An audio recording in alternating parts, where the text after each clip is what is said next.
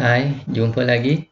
Kita sambung dengan perbincangan kita kertas percubaan Negeri Kelantan tahun 2020. Kertas 1, soalan nombor 31. So, diagram 20 shows an interference patterns of water wave produced by two coherent sources. Okay, so here we have interference. Dan kita tahu interference ni ada dua. Okay, pertama adalah konstruktif ataupun interference membina, and then the other one is destructive. Okay, interference membinasa. So, waktu bilakah berlakunya interference membina ini? Okay, iaitu apabila puncak berjumpa dengan puncak ataupun lembangan berjumpa dengan lembangan. So, if this happen, then we are going to have constructive interference. However, for a destructive interference, dia adalah puncak berjumpa dengan lembangan. Okay. Dan ini merupakan hasil tambah vektor.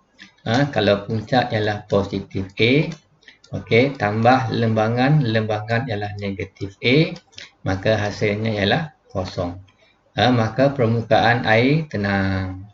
However, here A tambah A menghasilkan 2A.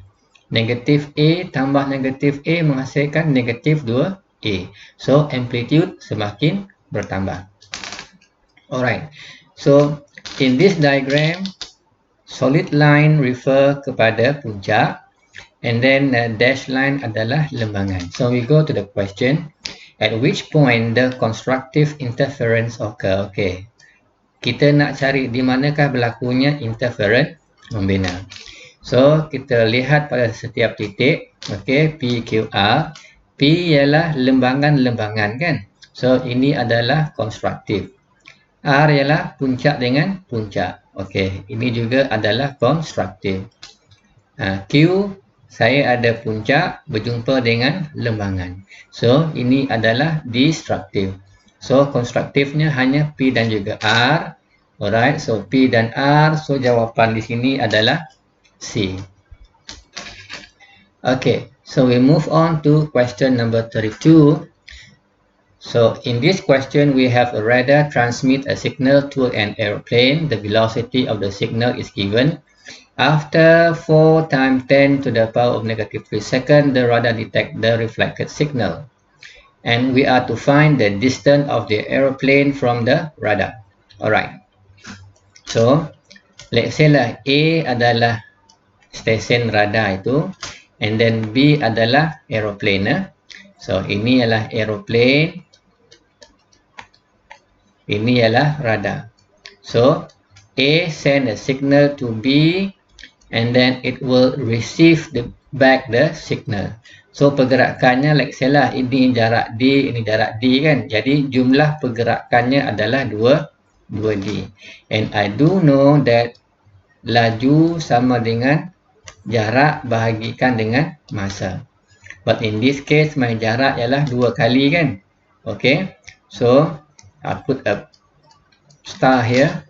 So, D star adalah bersamaan dengan 2D bahagikan dengan masa. Dan kita diminta untuk mencari nilai D.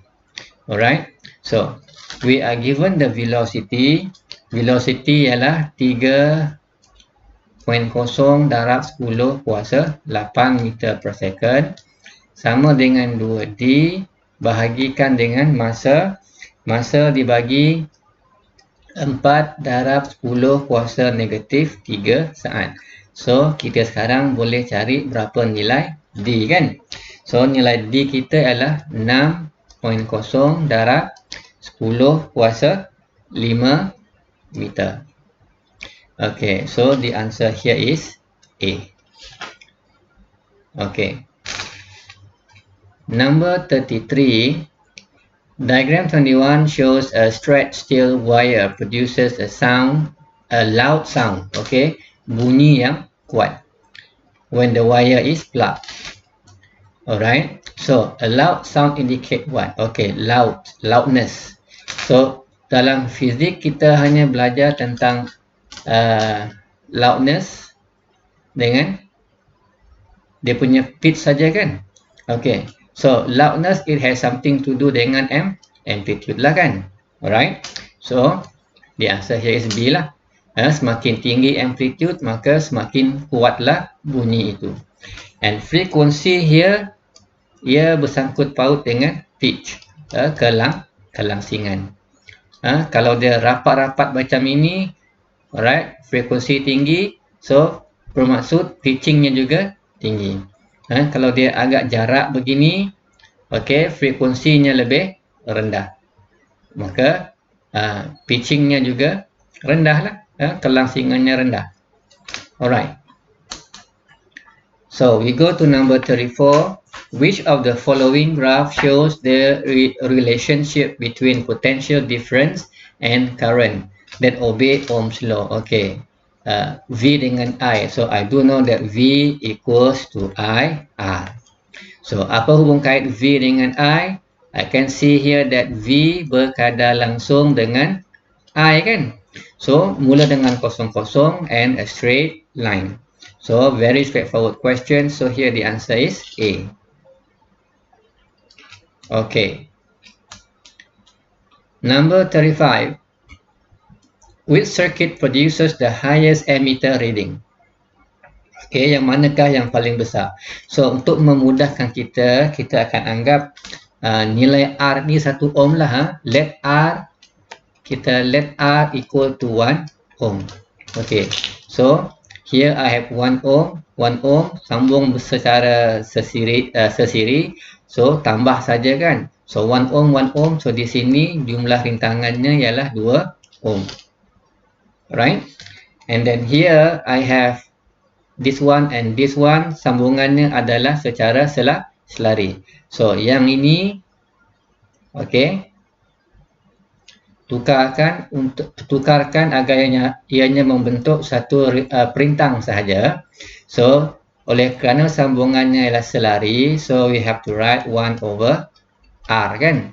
1 over R equal to 1 over R1 plus 1 over R2.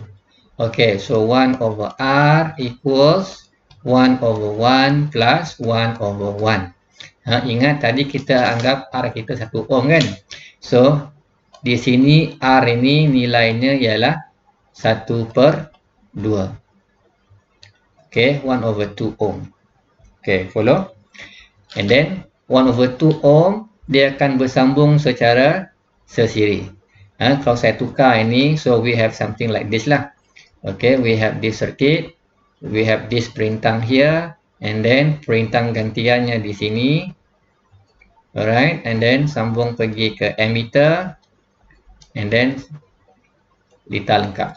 So ini ialah 1/2 ohm, ini ialah 1 ohm. Jadi sekarang ni saya ada litar sesiri. So rintangannya kita tambahkan saja nilai perintang.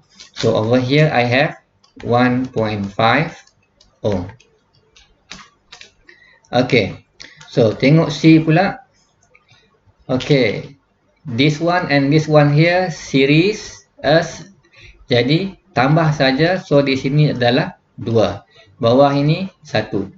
Alright, so this and this sambungannya adalah selari. Jadi 1 over R sama dengan 1/2 tambah 1/1. So R kita di sini ialah 2/3. Okay, so di sini nilai rintangan bersihnya ialah 2/3 ohm. And then here ketiga-tiga perintang ini disambung secara selari. So I have 1 over R equals 1 over 1 plus 1 over 1 plus 1 over 1. So R di sini bersamaan dengan 1/3. Okay. So here I have 1/3 ohm. Okay, soalan tadi minta apa? Dia minta litar mana akan menghasilkan bacaan emitter yang paling tinggi. So, ammeter ni dia baca arus. So, arus kalau rintangan tinggi, maka arus jadi rendah kan, sebab susah untuk elektron bergerak. Alright, jadi untuk mendapat bacaan ammeter yang paling tinggi, maka rintangan hendaklah paling kecil. So, paling kecil tadi ialah 1/3. Okay, iaitu 0.33 ohm. So, the answer here is D. Alright. Now, we go to question number 36. Diagram 22 shows an electric circuit that contains 3 similar resistors. Okay, which of the following is correct? Yang ini, okay, kita tengok sajalah. Let's say arus mengalir dari terminal positif kan. Arus mengalir macam ini. Sampai di sini dia akan pergi ke R ini. Okay, semua arus pergi ke R. Sampai di sini, okay, let's say ini I. Ada yang pergi ke sebelah sini. Ada yang pergi masuk simpang kan. So, ini adalah I1, ini adalah I2. So, definitely I2 ini lebih kecil berbanding dengan I ini kan. Alright. So, bermaksud, okay, I do know that my I2 is smaller than my original I. Definitely smaller lah. Okay. So, kalau saya tengok formula V equals to IR, okay, kalau I kecil, maka V pun juga kecil. Follow? So, in this case, saya nampak I2 is smaller than I. Okay. I2 dia sambung kepada V1. Jadi, V1 must be smaller than V. Okay. In this case, kita punya R ini ialah V2. Okay. Dia mengukur beza keupayaan untuk R ini ya, kita punya perintah. Alright. So V1 is smaller, is less than V2. So the answer here is B. Okay. So let's move on to the next question, number 37. Diagram 23 shows an electric circuit. Calculate the internal resistance of the battery in this circuit. Tarik nilai R kecil kan. Okay, what do I know? I do know that my EMF kita sama dengan V besar tambah dengan V kecil. Alright. So, V besar equal to I, R besar tambah dengan I, R kecil. Okay, ini sama dengan E lah. So, berapa EMF kita? In the question given, 3 volt. Berapa I? Okay, I dibagi 0.5 ampere. Okay, so 0.5 ampere dan nilai R kita 1 ohm sambung secara sesiri kan dengan 2.5. Jadi R ialah 3.5. Okay, tambah lagi I ialah 0.5. Darabkan dengan internal resistance. So, can you calculate your R now? Okay, so kirakan nilai R kecil, awak akan dapat jawapan 2.5 ohm. Okay, so the answer here is B. Alright, so we start off dengan E equals to V besar tambah V kecil. Ini beza keupayaan dalam liter dan ini adalah beza keupayaan yang berlaku pada sekitar bateri itu. Alright. So number 38, diagram 24 shows a right hand will represent the Fleming's right hand rules. Okay. So X represent what? So apa dia X? Okay. X adalah jari hantu ini. Okay. So apa dia X ini? X ini adalah current kan? Ini adalah current. Okay. Ini adalah arah medan magnet. Okay. So here is our magnetic field.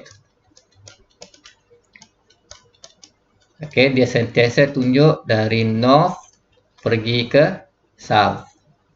Okay. Dan ini pula adalah motion. Okay, motion ataupun daya lah. So soalan minta apa dia X. So X adalah current. Okay. So the answer here is A. Okay. Let's move on. Diagram 25 shows the setup of the apparatus to study the pattern of the magnetic field produced by the current in the straight conductor wire. Okay, no problem. So arus bergerak ke atas, kita tengok di sini ya. So kita tengok ke bawah, arus keluar dari kertas. Kalau ingat lagi kita ada dua tanda kan. Satu tanda ialah pangkah, and then satu tanda lagi adalah dot ini kan. So tanda ini maksudnya apa dan ini maksudnya apa? Alright. So tanda X ini maksudnya arus flow in. Dia arus masuk. Dah tanda pangkah jangan masuk, tapi dia masuk juga. Okay. So ini adalah arus keluar. So ini flow out. Okay. So kalau saya perhatikan di sini, arus dia keluar kan. So arus keluar, definitely saya akan guna tanda dot ini. Sebab arus keluar dari kertas. Kemudian how do I determine medan dia? So kita guna genggaman tangan kanan. Okay.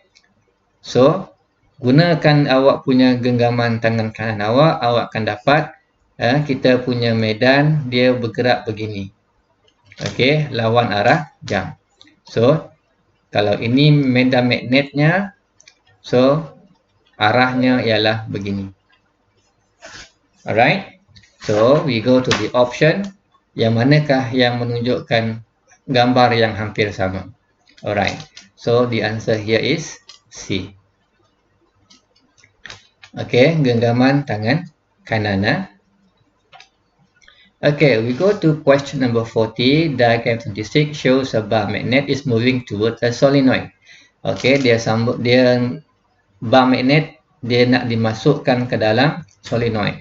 Remember, dia nak masuk, jadi our solenoid ini dia akan cuba tolak kan. Bila dia nak keluar, kita punya solenoid akan cuba tarik. Alright, so sekarang ini ialah bar magnet dia sedang nak masuk. Jadi apa dia buat? Dia akan tolak. So untuk dia tolak, maka Y ini mestilah north. Dia repel. Okay. So kalau ini north, maka ini mestilah south. Alright. So we go to the option. So what's the answer here? Okay. X adalah south, Y adalah north. Senang. Okay. Let's move to question number 41. Diagram 27 shows a transformer that has efficiency of 80%. Okay. Kecekapannya ialah 80%. You are given the input voltage 20 volt. Okay. If it produces an output power of 100 watt. Okay. P output adalah 100 watt. What is the amount of current flowing in the primary coil? So, saya nak tahu berapa nilai I dekat sini. Okay. So, what do I know about efficiency? So, efficiency sama dengan P output bahagi dengan P input kan? Right? Okay. P input multiply by 100%. Okay, and we are given just now that the efficiency of this transformer is 80%. So sini 80 sama dengan P output ialah 100. Okay, bahagikan dengan PI, darabkan dengan 100. Okay, tapi P, okay, P sama dengan I, V kan? Alright, so kita boleh gantikan teruslah. Alright, now. So here I have 80 sama dengan 100 bahagikan dengan, okay, I ialah tak tahu, I kita nak cari, okay. And then V input ialah 20 volt. Okay, and then multiply by 100. So, carikan nilai I. Okey. So, yang ini awak akan dapat jawapan 6.25 ampere. Okay, so the answer here is A. Alright. So let's move on to the next question. So, okay, inilah transmission grid. Okay, dari power station pergi ke transformer X and then pergi ke Y, pergi ke Z. Okay, so definitely daripada power station kita mestilah injak naik kan. So ini mesti step up. Okay, dan pergi ke sini sebelum dia pergi ke tempat lain dia mestilah step down. Ini pun dia mesti step down jugalah, supaya peralatan elektrik dekat di kawasan heavy industrial area ini dia tidak dirosakkan oleh voltan yang terlampau tinggi. Okey, dia hanya keluar dari power station, dia mesti step up lah. Okey, to compensate the loss of power lah sebenarnya. Alright, dan sebelum sampai kepada pengguna ianya mesti di step down. Alright, so kita pergi ke pilihan jawapan. Which arrangement of the transformers are correct? So just now we say up, down, down kan? So here I have up, down, down. So the answer here is C. Okay. 43. The rate of thermionic emissions increases when, okay, kita tahu satu logam dipanaskan, okay, ini akan menjadi kita punya kathod. Jadi atom-atom pada permukaan ini dia akan bergerak dengan cepat, okay, sehinggalah elektronnya terlepas, okay, elektronnya terlepas. So inilah yang kita sebut sebagai sinaran thermion, thermionic emission. Alright. So how can we increase? Okay, bagaimana kita boleh meningkatkan kadar pancaran thermion? So melting point of the metal lower is lower ini tak mungkinlah, sebab kita tak nak metal ini dia melebur. Okay, the temperature of the metal increase. Okay, ini betul lah, sebab bila temperature increase maka tenaga kinetik juga akan increase, sehinggalah elektron itu dia boleh terlepas daripada logam itu. Okay, surface area of the metal decrease pun tak mungkinlah. Okay, dia sepatutnya bukan decrease, sepatutnya dia mesti increase supaya lebih banyak elektron boleh dikeluarkan. Metal is connected to a low voltage. Oh, ini kalau low voltage tak mungkin dia boleh mengeluarkan, menggerakkan elektron itu keluar daripada logam itu, from the cathode. So here the answer must be B. Okay, we move on to question number 44. Okay, you are given this symbol. Apa dia simbol ini? Okay, ini adalah kita punya diode. So apa fungsi diode? Membenarkan arus mengalir dalam satu arah sahaja kan? Itu fungsi diode. Okay, so we go to the option. So which one is the best answer? Okay, so I can see here the answer must be C. Allows the current to flow in one direction only. Okay, itu adalah fungsi utama diode. Membenarkan arus mengalir dalam satu arah saja. Apa arah dia? Okay, ikutlah anak panah ini. Okay, ini ialah anak panah kan? Dia tunjuk arah pergi kanan. So kalau arus datang dari kanan pergi ke kiri, dia akan jumpa pagar. Jadi dia tak boleh masuk. Alright. Okay, 45. Which circuit will not light up? Yang mana tidak akan menghidupkan ataupun menyalakan mentol. Okay, so first tengok kepada tanda anak panah dalam transistor ini ya. So ini tanda anak panah dalam transistor. Alright, and then we go kepada litar sekarang. Okay, definitely arus akan mengalir ikut arah ini kan, lawan arah jam. Okay, keluar dari positif, so ini pun dia ikut arah jam. Okay, tengok saya punya arah ini pergi bawah, ini pun pergi bawah, ini pun dia ikut pergi bawah. So, yang ini dia akan menyala. Now, here, okay, positif. So, arah arus mengalir is like this. Okay, so, but here what happen? Ini dia pergi bawah. Sedangkan yang ini dia naik atas. Jadi, ini ialah reverse. So, bermaksud mentol tidak menyala. So, ini tidak menyala. Now, here, okay, here, arus mengalir daripada terminal positif. So, dia akan mengalir begini. Okay, diikut arah jam. Yang ini, dia lawan arah jam. Dan transistor kita, dia tunjuk arah atas kan. So, dia searah. So, ini mentol akan menyala.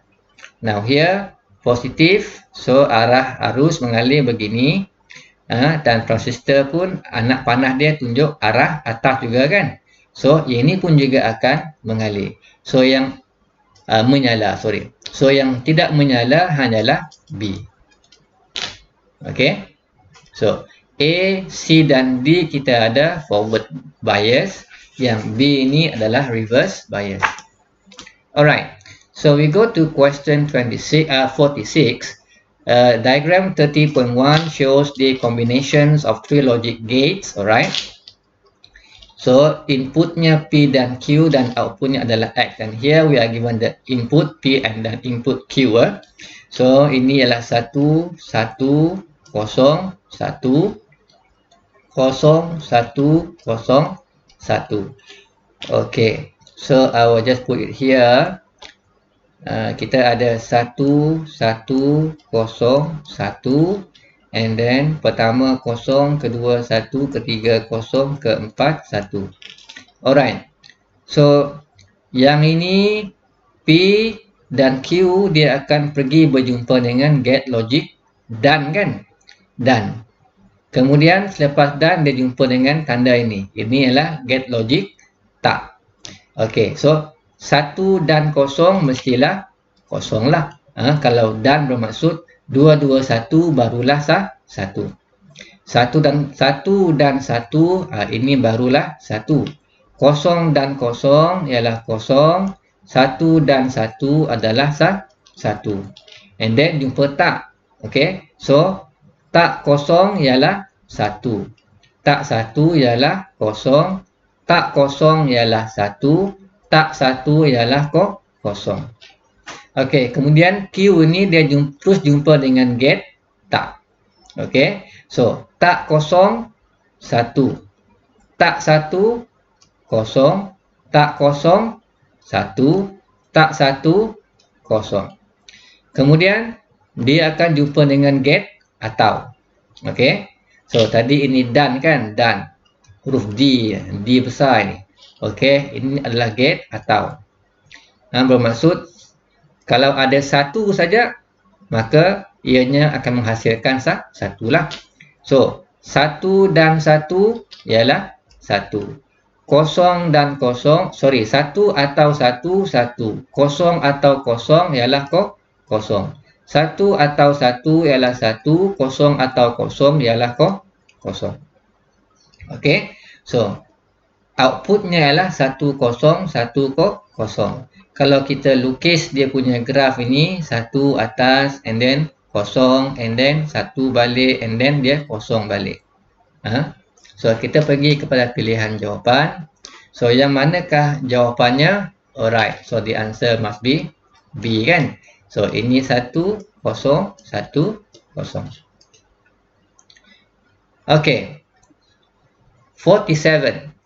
Which of the following statement is a characteristics of beta radiation? Okay, what do we know about beta radiation? Beta is actually sinaran elektron. Okay, elektron dia bercharge negatif. So, pilihan A ni dah tentu out. B pun out kan? Sebab ini adalah beta. Beta bukannya electromagnetic wave. Ini adalah gamma. Okay. Yang positif charge ini sebenarnya adalah alpha. Okay. It has a higher ionizing power than alpha. Betul ke? Mana ada kan? No. Sebab alpha ini dia positif 2 ataupun 2 positif kan. Beta dia hanya ada negatif 1. Tapi gamma dia kosong lah, dia tak ada charge. So ini 2 charge dia. Ini 1 saja. So ini yang paling besar. So sepatutnya alfa lah mempunyai kuasa pengayonan lebih tinggi. So kalau A, B, C salah, tentulah jawapannya adalah D.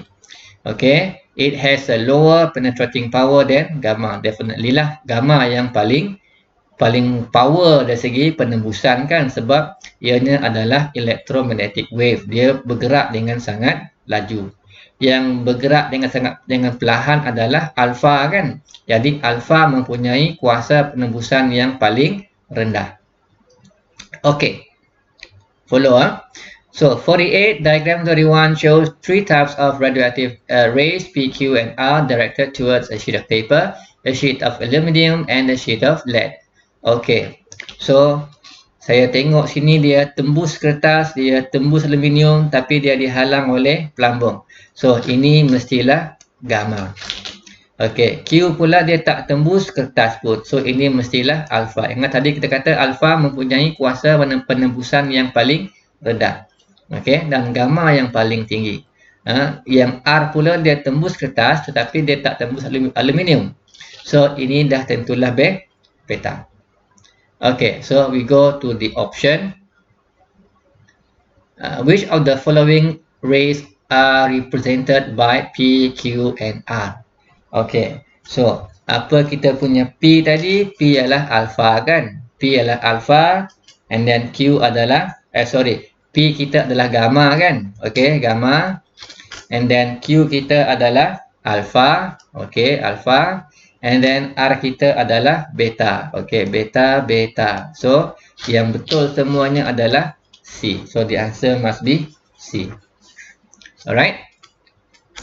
Follow Okay, we go to the next question, number 49.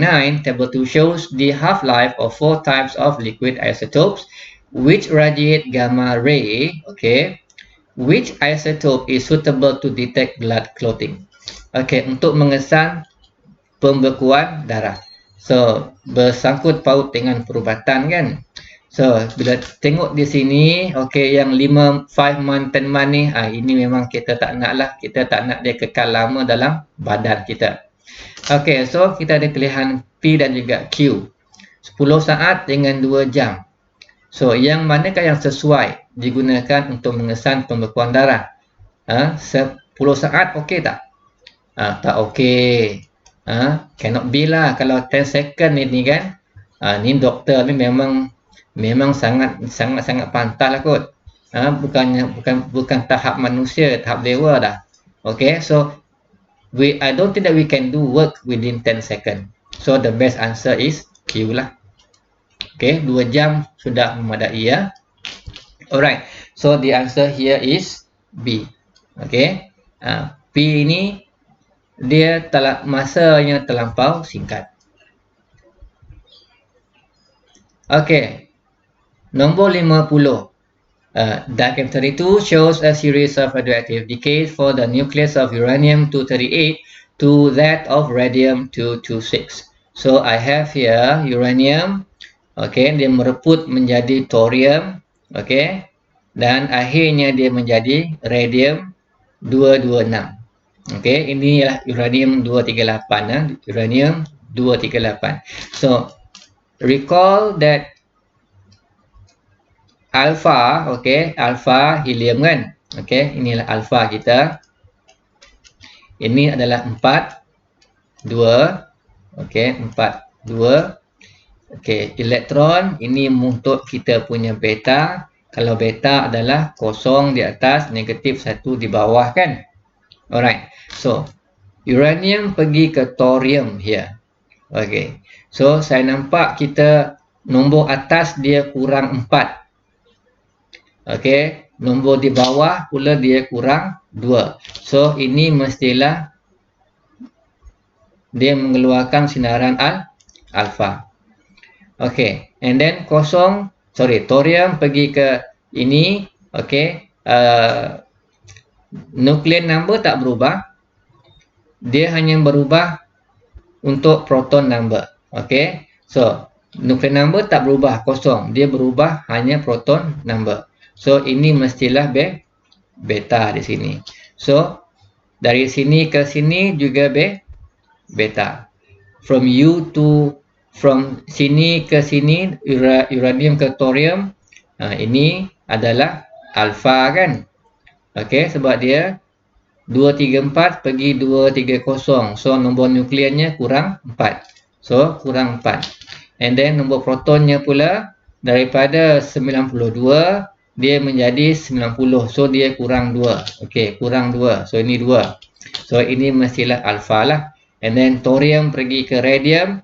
Okay, nuclear number dia kurang 4. And then proton number dia turun 2 kan. So ini juga adalah alpha. Okay, so the question asks for what? Berapakah bilangan zarah alfa dan zarah beta yang dipancarkan dalam proses ini? Okay, alfanya berapa, betanya berapa? So in this picture, in this graph, I can see that ada 3 alfa dan ada 2 beta. Okay, so the answer here is B kan? Okay, I have 3 alpha and then I have 2 beta.